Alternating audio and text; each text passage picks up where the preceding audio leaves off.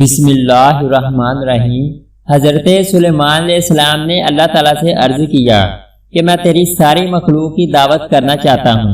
اللہ تعالیٰ نے فرمایا مخلوق بے حساب ہے، تم کھلا نہ پاؤ گے، لیکن حضرت سلیمان علیہ السلام کے اصرار پر اجازت دے دی گئی۔ جگہ کے انتخاب، صفائی اور انتظام میں 8 ماہ لگے۔ قصص الانبیاء کے مطابق 60 لاکھ دیگیں، ہر ایک 70 گز لمبی چوڑی، جبکہ جامع التواریخ میں 2700 دیگیں جن کا طول و عرض 1000 گز تھا، لگن تالابوں کی طرح کے بنائے گئے۔ 1000 گائیں ذبح کی گئیں۔ شاندار کھانا تیار ہوا۔ تمام مخلوق مدعو تھی کہ ایک مچھلی نے دریا سے سر نکال کر کھانے کی فرمائش کی۔ اسے انتظار کرنے کے لیے کہا گیا، لیکن اس نے کہا میں بہت بھوکی ہوں۔ حضرت سلیمان علیہ السلام نے سوچا کہ کیا فرق پڑتا ہے، کھا لے۔ مچھلی نے اجازت ملتے ہی سارا کھانا ایک لقمہ میں ختم کیا اور کہا کہ مجھے بھوک لگی ہے، میں روزانہ 3 لقمے کھاتی ہوں، یہ تو ایک لقمہ ہے، میں تو تمہاری دعوت میں بھوکی ہی رہی۔ جب تم کھلا نہ سکتے تھے تو لوگوں کو کیوں اتنی تکلیف دی؟ یہ سن کر حضرت سلیمان علیہ السلام لرز گئے۔ روزی دینے والا تو اللہ ہی ہے، استغفار کرنے لگے۔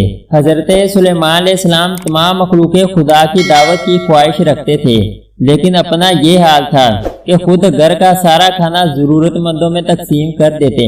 ذریعہ معاش زمبیل یعنی بڑا تھیلا سینا تھا، اس کو بیچ کر اپنا خرچ پورا کیا کرتے۔ جو خرید کر لاتے خود چکی پر پیستے، روٹی پکاتے اور کھاتے۔ ان کی عادت تھی کہ ہر شام بیت المقدس غریبوں مسکین روزے داروں کے ساتھ روزہ افطار کرتے۔ وہ اس بات پر ہمیشہ شکر گزار رہتے کہ یا اللہ تیرا کتنا کرم ہے کہ میں درویشوں کے ساتھ درویش اور بادشاہوں کے ساتھ بادشاہ ہوں اور پیغمبروں میں بھی شامل ہوں۔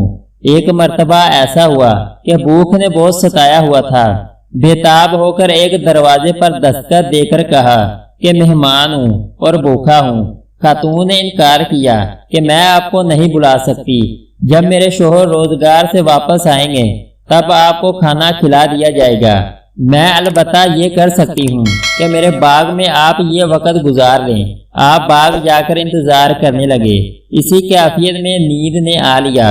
باغ میں ایک ناگ کا بسیرا تھا، وہ آیا اور آپ کی حفاظت کے لیے آپ کے گرد چکر لگانے لگا۔ شوہر باغ کے قریب سے گزرا تو یہ نظارہ دیکھ کر حیران رہ گیا۔ گھر آ کر بیوی سے معاجرہ دریافت کیا۔ عورت نے ساری بات کہہ سنائی۔ شوہر اجنبی مہمان کو لینے باغ پہنچا اور یہ دیکھ کر حیران رہ گیا کہ خوفناک اور انتہائی زہریلا ناگ اب بھی ان کے قریب اس طرح موجود ہے جیسے کسی قیمتی خزانے کی حفاظت کر رہا ہو۔ جب آپ جاگے تو ناگ نہایت خاموشی سے اپنے بل کی طرف چلا گیا۔ آدمی جان گیا کہ اجنبی کوئی معمولی انسان نہیں ہے۔ وہ آپ کو گھر لے گیا، بہت عزت سے 3 دن مہمانداری کی۔ اگر آپ کو ہماری ویڈیو اچھی لگی ہے تو اس کو لائک اور سبسکرائب کریں۔